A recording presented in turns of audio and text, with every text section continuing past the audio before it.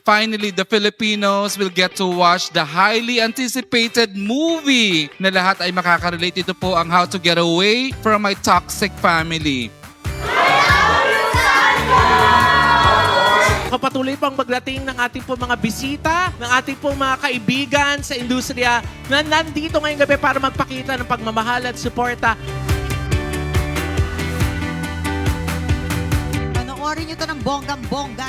Ako. Isa rin po ako sa mga tao na nag-OFW. I'm sure makaka-relate ang lahat ng mga Pilipino at sana po suportahan natin ang pelikulang ito. Eto na, isa na po nagdadating ng mga cast ng ating po pelikula.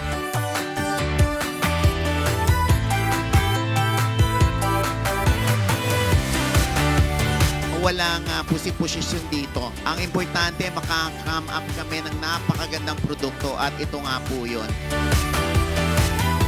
At iba pang nagniningning na cast ng How to Get Away from My Toxic Family. Ang ina ni Arsenio, Miss Susan Africa! Nandito na po at kasama natin ang bida na pelikulang Mr. Sanjo Marudo! Mga ka-toxic. Mga ka-toxic, yeah!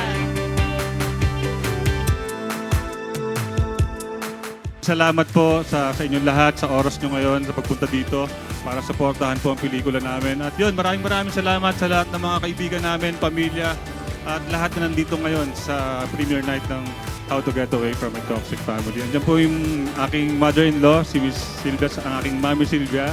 Yun, maraming salamat po. Sana po Yes! mag-enjoy kayo.